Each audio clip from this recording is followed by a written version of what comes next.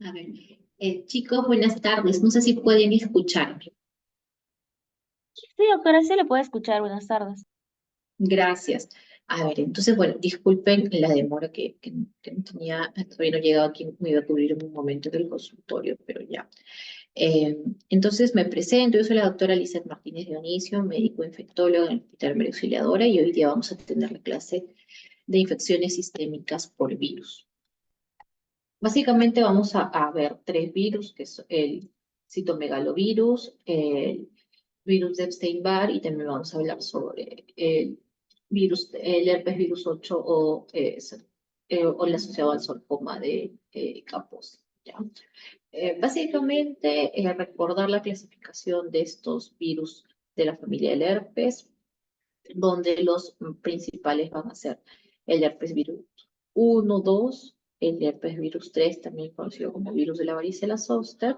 El citomegalovirus se conoce como, precisamente es el acrónimo de herpes virus 5, y luego el virus Epstein-Barr es el herpes virus 4, ¿no? Y por último, el sarcoma de Kaposi, también conocido como herpes virus número 8, que debemos de recordar. Por ejemplo, en el caso del citomegalovirus, que va a ser una de las principales causas de disfunción multiorgánica en pacientes inmunocomprometidos, también en aquellos receptores de injertos y en el paciente con VIH, sobre todo cuando tenga un CD4 bajo.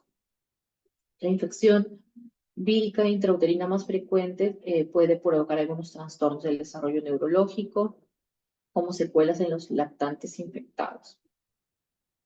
Rara vez va a producir síntomas en una persona inmunocompetente y las infecciones agudas suelen ser asintomáticas. Con respecto a lo que es la epidemiología de la infección por el citomegalovirus, va a persistir, ¿no? Va a persistir de por vida con periodos de excreción intermitente de este virus, por lo cual se va a encontrar en una circulación continua. También se puede dar un contagio extrahospitalario del citomegalovirus a través del contacto con secreciones orales y genitales, y lactantes podrían contraer este virus a través de la lactancia materna. También en el caso de los receptores de injertos, las infecciones por citomegalovirus pueden contraerse a partir de los injertos trasplantados o por la reactivación del virus en receptores previamente infectados. También la reinfección es habitual en pacientes inmunocomprometidos y también se ha demostrado que en algunas personas inmunocompetentes podrían exponerse a una nueva cepa de este virus.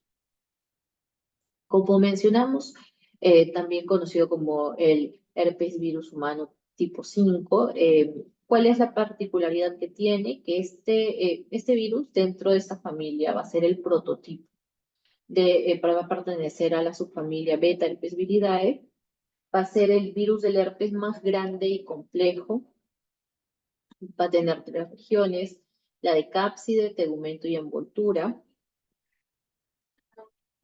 Como mencionamos, ¿no? Que las células huésped, una vez infectadas, va a persistir en ellas durante toda la vida del huésped. Sobre todo en qué células va a persistir, ¿no? Este dato también es importante recordarlo, ya que con ello vamos a entender la clínica del virus, ¿no? Sobre todo, por ejemplo, en glándulas salivales, mama, intestino, próstata. Entonces, como hemos mencionado, va a poder haber una transmisión por saliva, contacto sexual, transplacentaria, por medio de la lactancia, por medio de transfusiones sanguíneas en pacientes trasplantados, tanto de órganos sólidos como de progenitores hematopoyéticos. Podemos clasificar que por la transmisión, ¿no? Pueden haber tres tipos de infecciones. La primera se considera en un individuo sin inmunidad contra este virus que se infecte por primera vez. El segundo tipo de infección, cuando el virus establece una latencia a partir de la cual puede este virus reactivarse. Y el tercer tipo de infección, que se denomina reinfección, cuando el contacto con un individuo infeccioso, infectado, da como resultado una superinfección de alguien, ¿no? Que ya había tenido una infección previa. a pesar de que este individuo pudo haber generado inmunidad natural, o sea, anticuerpos. Por ejemplo, este artículo es bastante interesante, donde menciona el compromiso gastrointestinal en el paciente con VIH. Y dentro de las patologías, etiologías oportunistas que nos va a dar este compromiso gastrointestinal, pues precisamente se encuentra este virus, ¿no? Cuando ya comienza a hacer daño en órgano blanco. Sobre todo recordar que en el paciente con VIH va a cobrar mayor importancia cuando el paciente tenga una inmunosupresión marcada, ¿no? ¿A qué nos referimos con un CD4 menos de 100?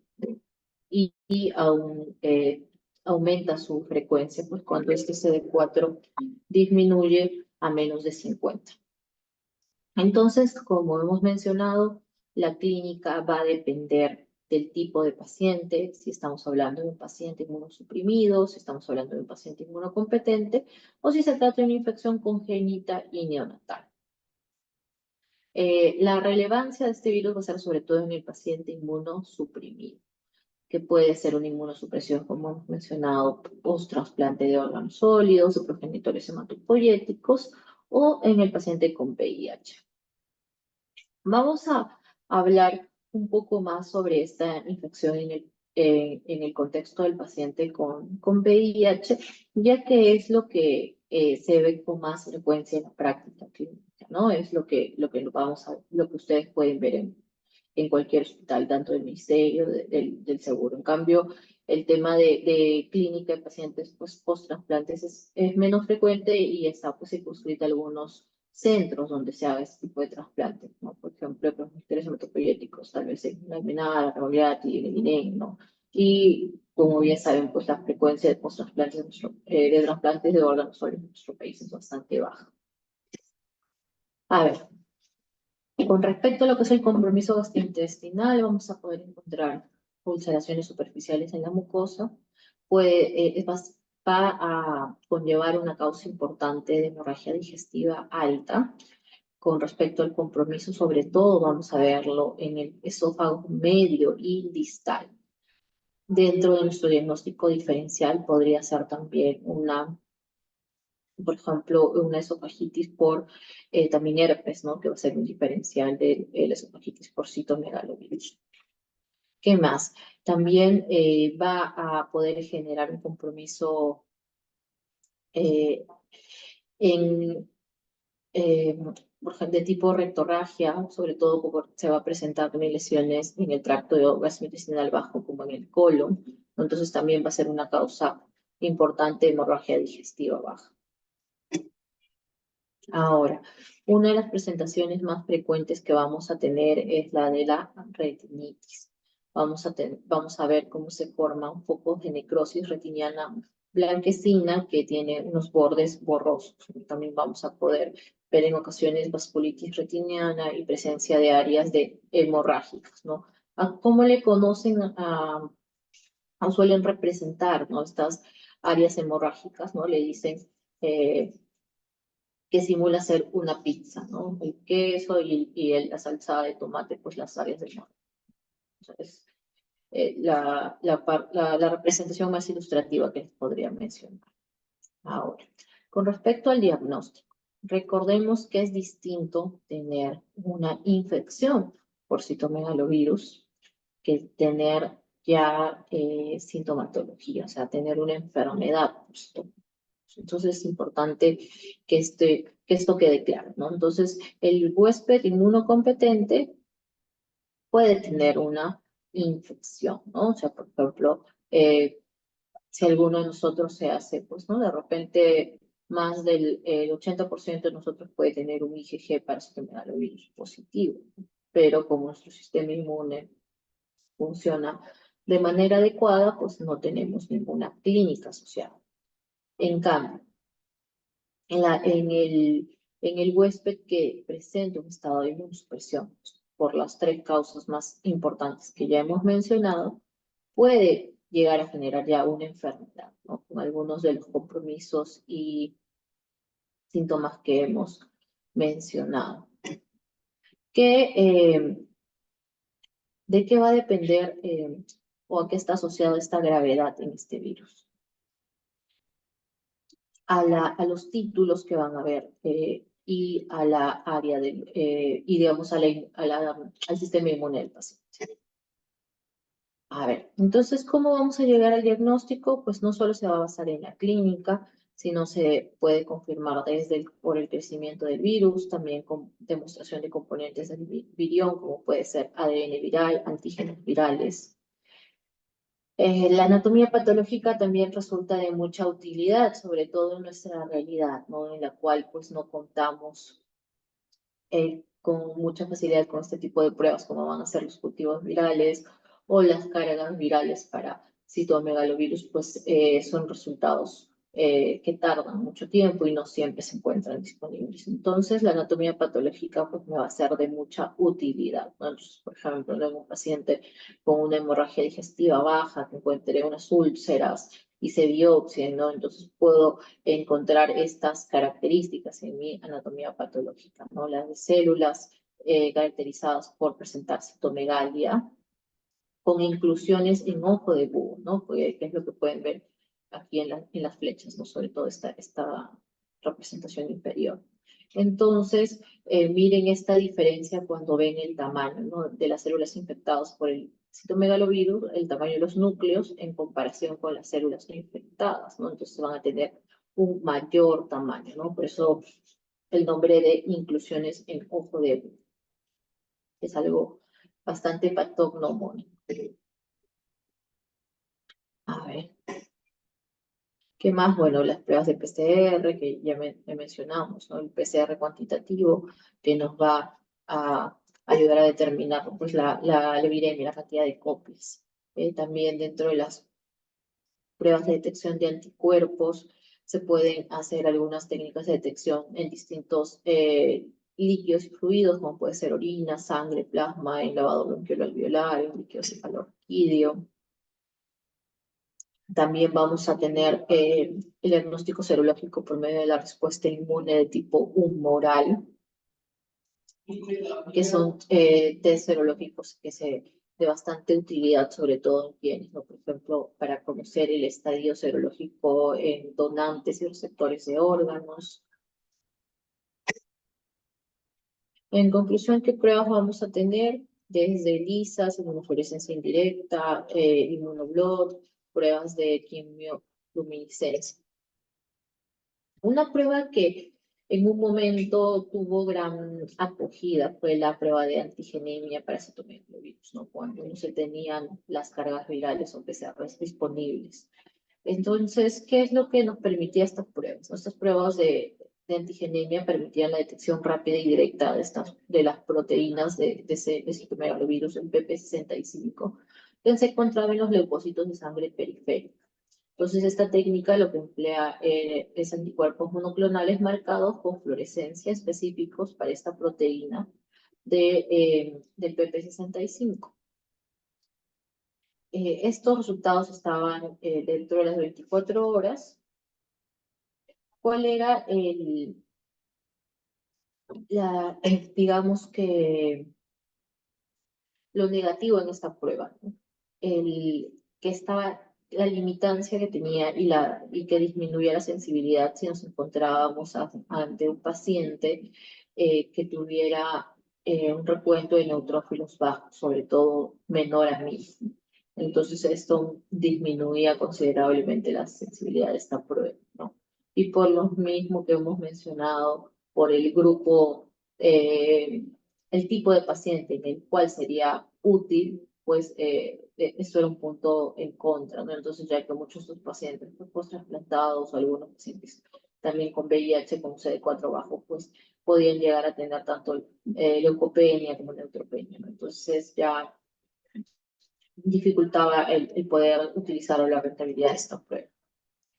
Ahora, en un paciente en el cual yo ya diagnostico, confirmo que estamos ante una enfermedad por citomegalovirus, debemos de iniciar tratamiento, ¿no? Tratamiento antiviral. Entonces, ¿cuáles son las opciones de tratamiento que tenemos disponibles? El uso de análogos de nucleósidos que inhiben el ADN del ADN polimerasa viral, como ganciclovir, valganciclovir, que son los más conocidos que probablemente hayan escuchado, después también los que actúan a nivel, que son análogos del pirofosfato, como el foscarnet, también los que son análogos de nucleótidos como el cidofovir, y uno de los últimos que se han aprobado, que es el letermovir, ¿no? Que se aprobó en 2017, que es un inhibidor de la terminasa viral del citomegalovirus. Así como en algún momento han escuchado probablemente, ¿no?, de la resistencia a los antibióticos, de la resistencia a los antifúngicos, también hay resistencia a los antivirales. Y no solo a los antivirales que usamos en el tratamiento de los pacientes con VIH, ¿no?, sino también hay resistencia para el citomegalovirus. Entonces, ¿qué es lo que sabemos o tenemos con respecto a la resistencia, ¿no? Que la ubicación más común de mutaciones y asociado a resistencia, tanto el ganciclovir como el valganciclovir, es a nivel de la PUL97, ¿no? De la UL97 se puede utilizar algunas técnicas para, digamos que mejorar la disponibilidad o la llegada o la concentración del fármaco y tratar de superar este mecanismo como es aumentando la dosis de ganciclovir para ganciclovir.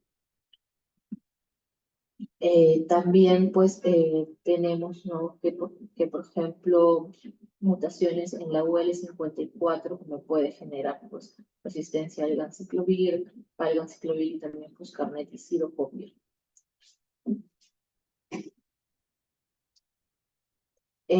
Uno de los objetivos, ¿no? Uno de los objetivos que se ha trazado, lo que se encuentra actualmente en investigación, es desarrollar una vacuna para este virus, ¿no?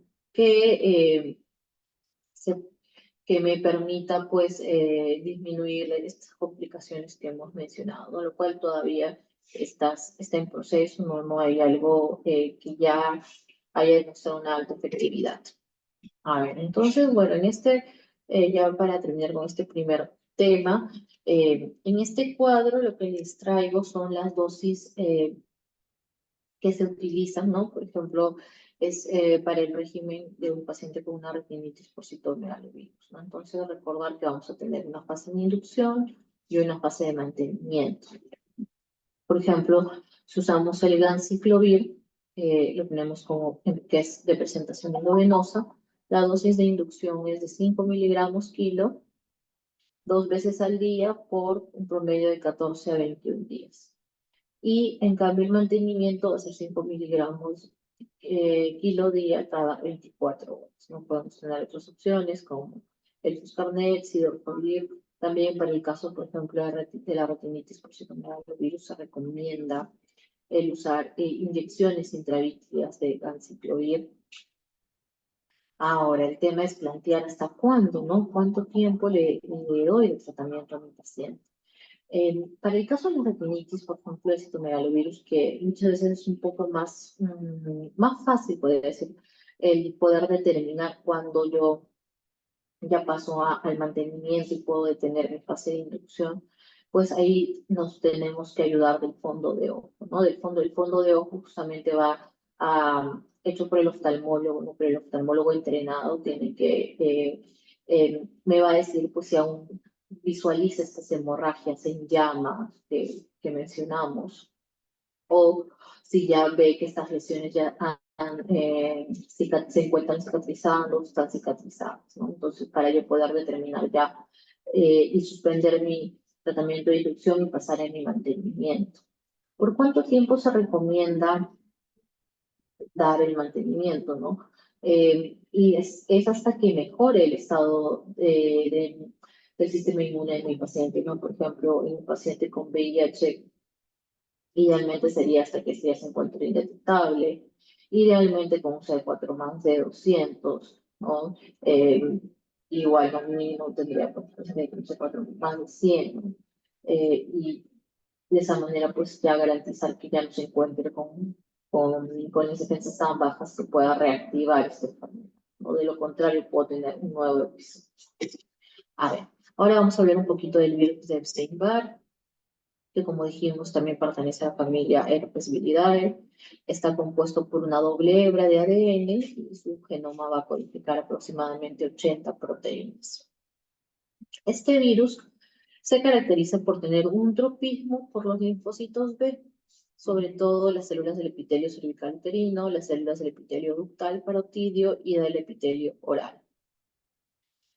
Entonces, una de sus principales características va a ser pues el tener una infección latente, ¿no? Y persistente, igual que lo que ya hemos mencionado, que sucede con el citomegalovirus.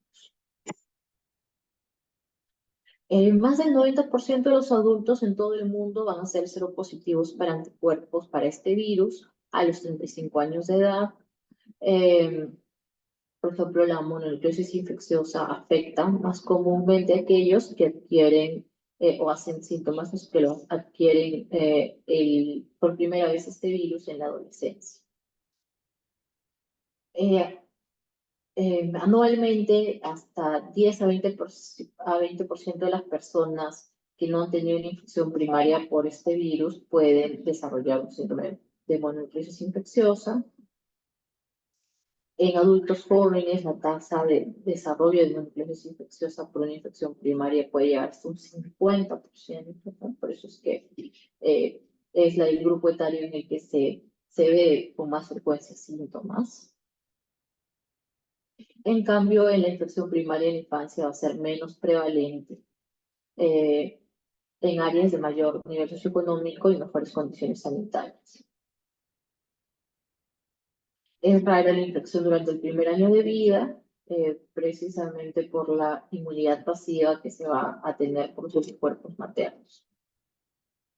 ¿Qué tenemos con respecto a la patogénesis? El humano va a ser el único reservorio natural para este virus. La transmisión se puede dar, ¿no? Por secreciones orales, líquidos corporales, también por tracto respiratorio, sangre. Las glándulas salivales se reconocen como reservorios y participan en la transmisión del virus por la vía orofaríngea, ¿no? También por eso se le conoce como la enfermedad del beso. Hay evidencia, como les mencionaba, de la presencia de este virus en epitelio cervical, en semen, pero no se ha probado que se transmita por la vía sexual. Puede tener un periodo de incubación de 3 a 7 semanas. Entonces, ¿cómo es que actúa este virus? Primero infecta y se replica en las células epiteliales de la orofaringe, después va a infectar a los linfocitos B. En ellos se va a transformar en células plasmáticas, las cuales van a secretar inmunoglobulinas, incluyendo los que son los anticuerpos heterófilos y anticuerpos específicos de los antígenos del virus de Epstein-Barr. Estos linfocitos B infectados van a inducir la proliferación de los linfocitos T, sobre todo los T citotóxicos, generando una manifestación que podemos ver en ocasiones en el hemograma, que va a ser la linfocitosis atípica periférica. Y también la proliferación de las células T reactivas y de los linfocitos B infectados va a conducir que el paciente pueda presentar linfadenopatías y hepatosplenomegalia secundaria a este virus. Son más o menos lo que acabamos de ahorita mencionar. Vamos a avanzar un poquito porque nos vamos a faltar de tiempo. A ver. Dentro de las manifestaciones clínicas tenemos, por ejemplo, la mononucleosis infecciosa anginosa, donde tenemos la triada clásica de una elevación abrupta de la temperatura, faringoamigdalitis exudativa con edema faríngeo y linfadenopatías. También la mononucleosis infecciosa tifoidea, donde lo que vamos a encontrar es fiebre alta y prolongada como síntoma principal, ¿no? Un menor compromiso faríngeo, en este caso la faringitis suele ser leve, y las adenopatías aparecen de manera tardía. En cambio, en la mononucleosis infecciosa del tipo glandular, lo que vamos a encontrar es una faringitis moderada, fiebre de menor magnitud, y sí ganglios mucho más marcados, ¿no? De mayor tamaño, desproporcionados, podría decirse, al compromiso faríngeo que se va a tener. Uno de los síntomas más importantes va a ser la fiebre. Más del 90% de los pacientes va a presentar picos, sobre todo en la tarde, con temperaturas altas de 38 a 40 grados, que se resuelven en un periodo de 10 a 14 días. También podemos encontrar la presencia de un rash de tipo macular, eritematoso, también puede ser petequial, ¿no? O sea, se habla de que es similar a un eritema multiforme, sobre todo en extremidades superiores y en el tronco. También se pueden encontrar úlceras nasales y orales, vasculitis leucocitoclástica y glomerulonefritis mediada por complejos inmunes. Un dato interesante es que en los pacientes que tienen una infección por el virus de Epstein-Barr, ante la administración de ampicilina se puede producir un prurito y una erupción eritematosa de tipo maculopapular hasta en un 90-100% de pacientes. Y este compromiso dérmico puede persistir hasta días después de que ya se suspende este antibiótico, ¿no? Es algo que también me ayuda pues, a sospechar de que se trata de esta etiología, ¿no? De que es, por ejemplo, una mononucleosis infecciosa por virus de Epstein-Barr. Que vemos en la faringe, que es el que va a presentar el tema con exudado en casi un tercio de los pacientes. También se puede observar petequias en el paladar. Lo más común es la presencia de adenopatías posteriores. Después las otras localizaciones es a nivel submandibular y anterior. Estas son móviles, no suelen ser dolorosas y con leve dolor a la palpación. Hablamos un poquito de los síntomas. La clínica. Se resuelve la mayoría de las veces de manera espontánea en 2 a 3 semanas. La faringitis suele mantenerse máximo unos 5 días. Como mencionábamos, la fiebre puede prolongarse por 2 semanas, pero ya a partir de la primera semana la intensidad comienza a disminuir. También vamos a tener la presentación de una infección por virus de Epstein-Barr de manera crónica persistente, lo cual puede generar en fatiga y malestar, sobre todo en adultos jóvenes de mediana edad. Sobre todo haber clínica de fatiga, de disfagia, puede también haber una disfunción cognitiva leve y mialgias. Vamos a encontrar, por ejemplo, en este tipo de pacientes un incremento en los títulos de anticuerpos del virus de Epstein-Barr y de los antígenos. Recordar que el aislamiento del virus de Epstein-Barr no necesariamente indica una infección primaria aguda y que puede reflejar diseminación intermitente prolongada de este virus. La infección primaria por el virus de Epstein-Barr va a estar asociada a la aparición y persistencia de los anticuerpos específicos del virus de Epstein-Barr y a una aparición transitoria de anticuerpos heterófilos de tipo no específico. ¿Cuál va a ser algunos de los exámenes auxiliares que nos va a ayudar a este diagnóstico? Por ejemplo, tenemos la prueba de anticuerpos heterófilos, que va a ser la mejor prueba inicial para el diagnóstico de una infección por virus Epstein-Barr, ya que va a tener una precisión de un 71 al 90%. Sobre todo cuando el paciente está con un cuadro de mononucleosis infecciosa. Pero podemos tener pues, tasas de falsos negativos de hasta un 25% durante la primera semana de enfermedad. ¿No? Algunas publicaciones hablan de que la prueba de anticuerpos heterófilos podría llegar a tener una sensibilidad de entre el 63 y el 84% y una especificidad que puede llegar desde el 84 al 100%. La presencia, además de los anticuerpos de inmunoglobulina tipo M para el antígeno de la cápside de este virus, me va a confirmar al virus de Epstein-Barr como causa de la mononucleosis infecciosa, mientras que la ausencia de estos anticuerpos para la inmunoglobulina M, pues me excluyen este diagnóstico etiológico. A ver, pues bueno, ahora vamos a ver, creo que por acá tengo un cuadrito, parece que sí. Vamos a ver un poquito de ello. A ver, vamos a ver un poquito de los anticuerpos heterófilos que ya se os he mencionado. Precisamente el nombre, ¿no? ¿De dónde viene este nombre de anticuerpos heterófilos? Porque pueden reaccionar con antígenos de especies no relacionadas. Recordar que no son específicos para el virus de Epstein-Barr y que sobre todo van a ser muy útiles en el inicio. Estos anticuerpos heterófilos van a ser transitorios y desaparecen en un periodo máximo de 12 años, pero en promedio a los 3 meses ya suelen ser negativos. ¿En qué otras enfermedades podemos encontrar una prueba de anticuerpos heterófilos positivos? Por ejemplo, en parotiditis, malaria, rubiola, linfomas. Van a haber algunos métodos como el ensayo de aglutinación modificado de Paul Bunel, de tipo cuantitativa, y también de tipo cualitativa, el de monospots.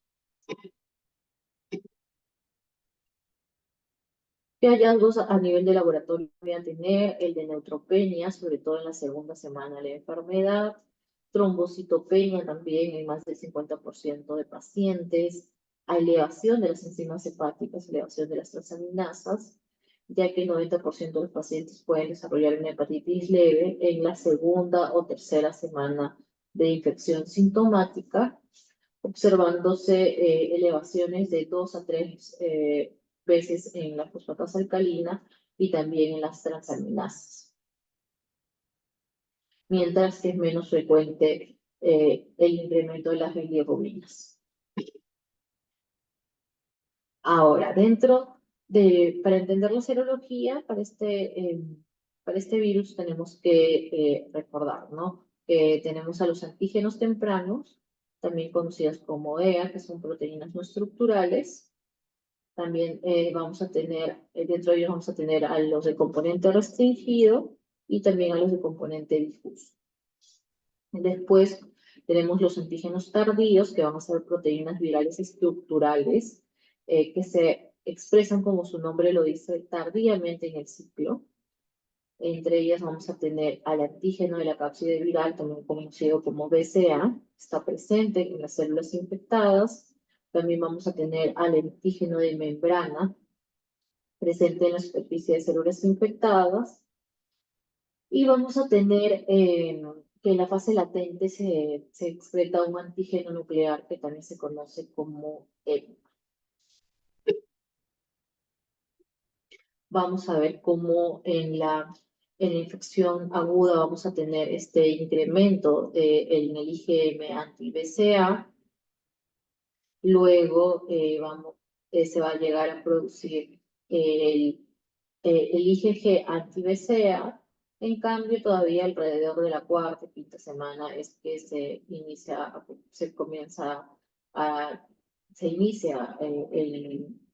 el incremento del IgG anti-E. ¿No? En esa tablita también podemos encontrar cómo hacer la serología dependiendo del momento de la infección, ¿no? Por ejemplo, entonces cuando hablemos de una infección aguda, eso es algo que, un escenario en el que podemos estar, ¿no? Entonces lo que vamos a tener positivo, ¿qué va a ser? Los anticuerpos, el IgM anti-BCA, los anticuerpos heterófilos y también el IgG anti-BCA. Podría o no estar presente el anti-EA y el anti-EBNA debería ser negativo. En cambio, por ejemplo, en una infección pasada, ¿qué es lo que vamos a tener? ¿No? En una infección pasada nunca podría tener un IgM anti-BCA positivo, tampoco un anti-EA, Podría no estar presentes los anticuerpos heterófilos porque recuerden que en un momento mencionamos que usualmente desaparecen hasta los 3 meses, pero en ocasiones podría aún encontrarse hasta el año. Y lo que tendría que tener positivo, en cambio, es mi anti-EBNA, ¿no? Eso me va a ayudar. El anti-EBNA y también, pues, mi IgG anti-BCA. A ver, yo creo que esas serían las dos condiciones más importantes. A ver, entonces, con respecto a la prevención, sería pues también muy útil el que estuviera disponible una vacuna, sobre todo que va a ser eh, prioritario, sería importante en personas que son seronegativas para este virus, en quienes, por ejemplo, pacientes que no hayan tenido contacto con este virus y se fuesen a someter a un trasplante de órganos sólidos o de precursores hematopoyéticos, a personas que estén en un área con alta incidencia de linfoma de Burkitt o de carcinoma nasofaríngeo, y también en adolescentes y adultos que estuvieran en riesgo de poder desarrollar una infección de tipo mononucleosis infecciosa. Ahora, ya para terminar la clase, vamos a hablar sobre el virus, el herpesvirus 8. Es un virus muy interesante. Entonces, ¿en quiénes se va a poder desarrollar el sarcoma de Kaposi, ¿no? Por ejemplo, en pacientes que sean enfermedad asociada a este virus, en pacientes con inmunosupresión, que esta puede ser por el VIH, sobre todo en pacientes con un CD4 menos de 50, en pacientes post-quimioterapia, en pacientes con uso crónico de corticoides. También van a haber algunos factores asociados al virus, como va a ser una carga viral del virus del herpes 8 alta, algún subtipo, ¿no? Por ejemplo, el subtipo A está asociado a mayor gravedad, factores genéticos. Se han encontrado predisposición en pacientes que vengan de la cuenca mediterránea, judías o pacientes con algunos haplotipos especiales de HLA. Y también hay un tema de factor de riesgo hormonal, ¿no? Entonces es más frecuente en varones que en mujeres, ¿no? Por ejemplo, yo les comento, nunca he visto una paciente mujer con sarcoma de Kaposi. Casi todos los pacientes que he visto han sido varones. Entonces, ¿cómo actúa, no? ¿Cómo actúa este virus? ¿Cuál es la fisiopatología del sarcoma de Kaposi? El herpes virus 8 puede infectar las células endoteliales, también llega a infectar los linfocitos B, monocitos y células epiteliales. Se va a comportar como si fuera un oncogeno, produciendo la propagación y liberación de citoquinas de tipo proinflamatorias y liberación de diferentes factores de crecimiento, como es el factor de crecimiento vascular. Entonces, esto explica pues toda la clínica, todo lo que vamos a ver. En conclusión, ¿qué me va a producir este virus? Angiogénesis, inflamación y proliferación de células en forma de uso, que son las que pueden ver ahí en el gráfico. Entonces, esto me va a devenir en transformación tumoral, ¿no? Que comiencen a aparecer tumores. ¿Cuál es la clínica que voy a tener en el paciente con sarcoma de Kaposi? Sobre todo cuando hablamos de pacientes con VIH.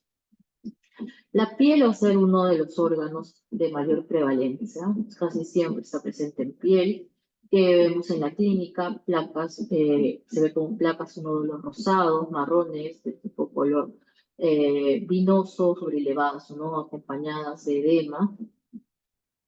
El compromiso oral también puede estar en un tercio de los pacientes, sobre todo con compromiso del paladar. También podemos tener el compromiso gastrointestinal hasta en un 40-80% de pacientes en algunas series de autopsias. Y como clínica podemos tener el sangrado gastrointestinal, diarrea, malabsorción, dolor abdominal, obstrucción. Y con respecto al compromiso pulmonar, la clínica que el paciente puede referir va desde disnea progresiva, hemoptisis, derrame pleural. Pero en general cualquier órgano o sistema puede llegar a afectarse. ¿No? Les comento, ¿no? A propósito de la clase, creo que acabo de ver un paciente, la sospecha en el sarcoma de Kaposi en el paciente con VIH es sobre todo clínica, ¿no? Porque ahora vamos a ver unas imágenes que realmente cuando uno ve a un paciente con este tipo de lesiones son muy clásicas, ¿no? Entonces, claro que igual nosotros necesitamos pues confirmar con una biopsia, la anatomía patológica, ¿no? Que muchas veces también se les va a hacer pruebas de inmunohistoquímica, ¿no? Pero la clínica es muy típica, ¿no? Entonces, a ver, por ejemplo, les comento a ver, lo tengo súper fresco, que ese pacientito que acabo de ver. Es un paciente de 34 años que ya tiene el antecedente de VIH hace unos 3 años, pero con una mala adherencia. Entonces, ¿cuál es el problema en este paciente, ¿no? Que él tiene, de enero de este año, tiene un CD4 en 78, con una carga viral en 620.000 copias. ¿Ya? Entonces al paciente se le refuerza la herencia, se le dice que mejore su toma, ¿no? Porque lógicamente con esa carga viral, él estando en el tratamiento antirretroviral estaba pues, en una falla virológica. Bueno, se le vuelve a tomar una carga viral en febrero de este año y había bajado las copias del virus hasta 260.000 copias. 260. Entonces, bueno, el paciente firma porque toma el tratamiento, etc. Entonces, ¿qué se hace? En este caso, la sospecha para que no disminuya el virus y que no sea indetectable, pues que el paciente de repente tiene un virus de VIH y tiene mutación, ¿no? Entonces, ¿qué se le pidió? Se le pidió un genotipo. Entonces, en febrero de este año se le pidió un genotipo. He vuelto a revisar el resultado del genotipo, donde sale que es susceptible a todos los grupos de antirretrovirales, a los inhibidores de reversa, a los inhibidores de proteasa, a los inhibidores de nucleasa. Entonces, según el resultado del genotipo, pues no habría una justificación de por qué el paciente no disminuye la carga viral. Entonces, se le vuelve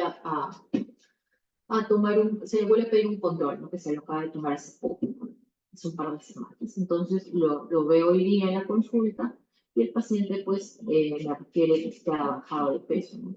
Lo he visto luego un par de meses y efectivamente, ¿no? Vemos el control en el peso, ha perdido en estos 2 meses 7 kilos. Me refiere que es un mes presenta rectorragia, presenta condensación de tenesmo rectal, con presencia de coágulos de sangre en las deposiciones.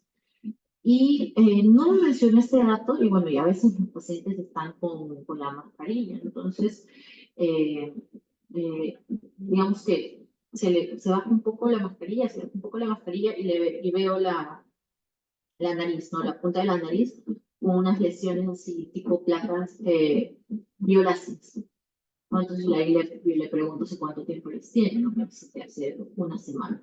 Y ya veo la mano y también, ¿no? Entonces en el dorso de la mano también, en la mano derecha también, una lesión igual, de esas características. Bueno, entonces, en este paciente, y el resultado de su carga viral del control está en 760.000 copias. Entonces, lógicamente, si no hay una supresión del virus del VIH, pues el CD4 ya no está en, en 78, como estuvo en el control anterior, ¿no? Lógicamente, ahorita está mucho más bajo, en menos de 50. Entonces, si hacemos una unidad clínica, que es lo más probable que tiene este paciente, pues que está presentando un sarcoma de Kaposi cutáneo visceral, ¿no? Que no solamente, para esto también se le examina el paladar y efectivamente no tenemos unas placas violáceas en el paladar. Entonces ya está presentando un compromiso tipo descartar que sea cutáneo visceral, ¿no? Entonces probablemente es cuando le hagan la colonoscopía, pues va a tener lesiones, ¿no? Intestinal y por eso es este sangrado que tiene, esta rectorragia, ¿no? Entonces, así es como se van a ver estas lesiones, ¿no? Entonces, así es como se ven estas placas violáceas en paladar, estas lesiones rojo violáceas en piel. Miren también el compromiso gastrointestinal. Miren cómo se puede ver también, por ejemplo, a nivel como les dije, no también puede comprometer pulmones, ¿no? Que se van a ver como unos nódulos, hasta podría uno pensar pues, en otro tipo de una metástasis, etcétera, ¿no? Entonces, miren la presentación, ¿no? Que es bastante variada, ¿no? Desde lesiones más planas, con nódulos. A ver, por ejemplo, estas son imágenes de publicaciones, ¿no? De reportes de caso que se traba. Pero estas aquí, por ejemplo, estas fotos son propias, ¿no? Por ejemplo, la primera que ven en la parte superior es de un paciente que tenía con VIH, con CD4 en 30, si mal no me equivoco, que tenía un diagnóstico de tuberculosis enteroperitoneal, ¿no? Y que también tenía estas lesiones, ¿no? Que la biopsia fueron pues, compatibles con sarcoma de Kaposi. Y las otras dos fotos, la del paladar y las que pueden ver el paciente con la cánula binasal, esas fotos eran de un paciente era un paciente migrante que llegaba hace poco de Venezuela. Bueno, él ya, estas últimas fotos ya tienen un par de años, creo que lo vimos en emergencia. Entonces, este paciente llega, ¿no? Con historia de fiebre, baja de peso, muy refiere que hace un par de meses había iniciado con estas lesiones, ¿no? Porque tiene estas lesiones. No les pongo todas las fotos, pero no solamente estaban en cara, no solamente estaban en tórax anterior. ¿Y qué es lo que llama la atención? ¿No? Llama la atención que este paciente él va a la emergencia por un cuadro de disney progresiva, le colocan, le llegan a colocar un tubo de drenaje torácico porque hace un hemorroides. Entonces, ¿cuál fue la sospecha de que el sarcoma de Kaposi pues, no solo tenía ese compromiso en piel, ¿no? Aparte, bueno, que estaba aparte del paladar, sino también que es, en este caso, el pulmón, ¿no? Que podría haber tenido ya un compromiso pulmonar y por eso el hemotórax, ¿no? Como ahí les puse, ¿no? Y también podría en un momento tener hemoptisis en el paciente por el sarcoma de Kaposi. En cambio, estas fotos son de un paciente que lo vio un colega de Trujillo, ¿no? Eh, entonces, un paciente también, ¿no? Con VIH, en situación de abandono, mal adherente. Entonces, miren estas lesiones, ¿no? Que son un poco más, tipo más sobrelevadas, ¿no? No son tan planas, violáceas, ¿no? Miren toda esa extensión, ¿no? Entonces, son algunas de las presentaciones que podemos tener, ¿ya? Entonces, yo creo que con estas imágenes ya no se van a olvidar de cómo es que vamos a ver la clínica de un paciente con sarcoma de Kaposi, recordar que en el paciente con VIH, sobre todo cuando sospechamos que tiene un CD4 disminuido, pues pueden haber más de una infección oportunista junta, entonces es muy importante una anamnesis adecuada, un examen físico detallado, ¿no? Entonces nunca se olviden que es importantísimo que ustedes vean la boca, ¿no? Examinar la boca del paciente, porque queremos ver justamente el compromiso en paladar. Ya. Queremos ver justamente el compromiso del paladar y también queremos ver, por ejemplo, no sé si el paciente está con alguna lesión, placa blanquecina en boca, etc. ¿Ya? Entonces, no se vaya a olvidar. Ahora, para continuar. Entonces, en un paciente con sarcoma de Kaposi yo tengo que hacer una clasificación, ¿no? ¿En base a qué va a ser mi clasificación? A la severidad. ¿Qué veo? La extensión, no sé si solo está en piel o si hay compromiso gastrointestinal o de otros órganos, el CD4, si el paciente tiene un CD4 menos de 150 o es mayor. Ah, ya, porque de repente me podrían preguntar, pero ¿por qué el CD4, si estábamos hablando que sobre todo se ve con CD4 menores de 50? Es lo más frecuente que el paciente tenga un CD4 menor de 50 para hacer una infección clínica, no de una enfermedad sarcoma de Kaposi, pero también se puede ver, ¿no? Pacientes con sarcoma de Kaposi con CD4 pues, mayores, ¿ya? Pero no es lo usual, no es lo usual. Lo usual es que sea el CD4 bajo. ¿Qué más? Bueno, ver por ejemplo, ¿no? También se ve a uno la presencia del síndrome B, de otros infecciones oportunistas, se le calcula también la escala de Karnofsky, que es una escala de tipo status performance, que quiere decir la funcionalidad del paciente, ¿no? Si es un paciente dependiente, independiente, que tantas actividades por sí solo. Ahora, ¿cuál es el tratamiento?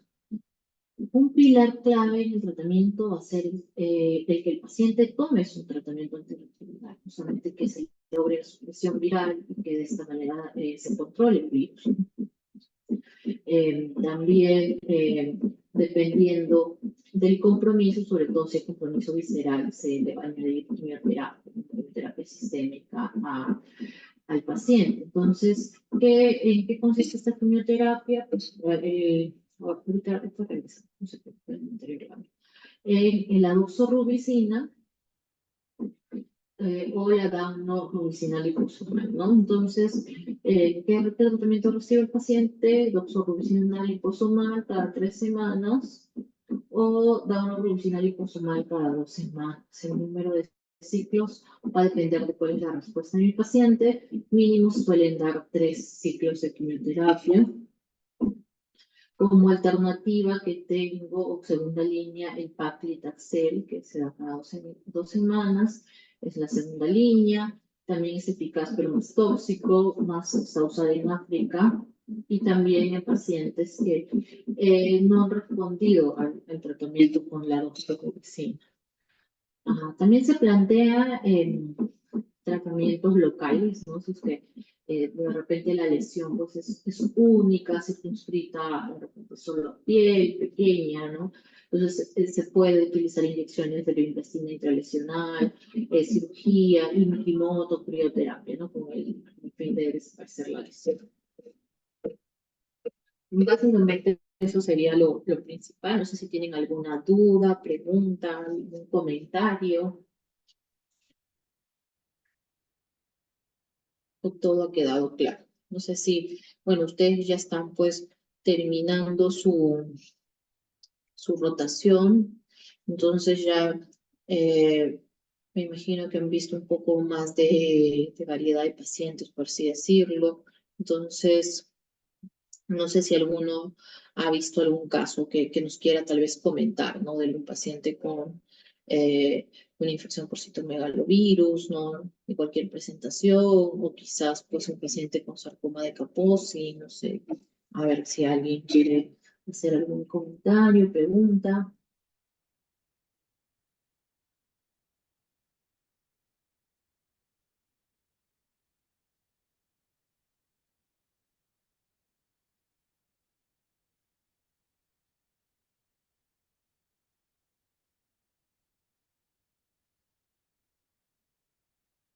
A ver, chicos, todo claro, no hay ninguna duda, pregunta.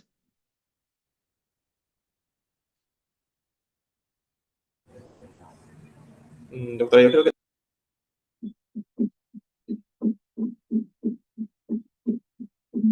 Creo que alguien iba a decir algo, pero no escucho.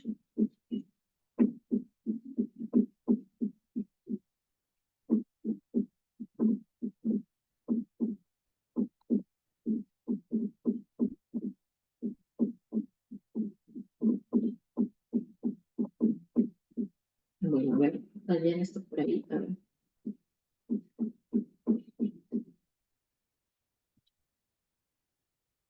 Ya, por ahí veo una pregunta.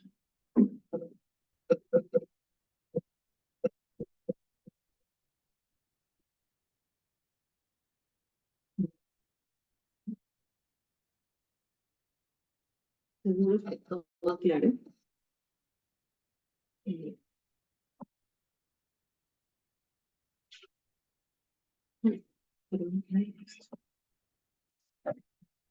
Ya, me decías si este fármaco era me preguntabas si el Comiricen solo era intraocular. Sí, solamente es de presentación intraocular, pero lo que solemos utilizar es el ganciclovir, tanto para, de forma intraocular, ¿no? Como el que iniciamos endovenoso. O sea, es la misma ampolla, perdón, es el mismo fármaco, solo que también se puede colocar intraocular.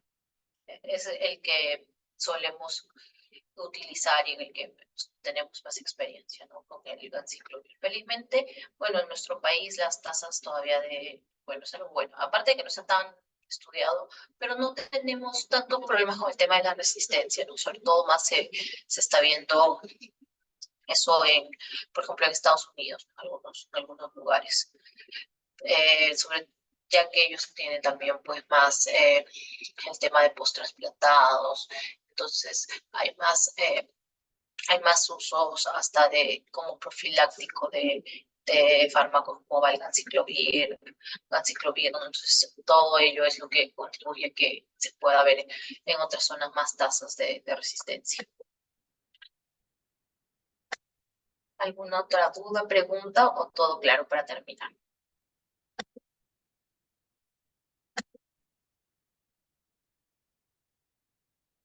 Listo, entonces si no hay más dudas ni preguntas, pues terminamos la clase de hoy.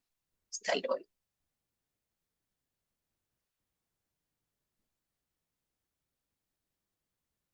Gracias, doctora.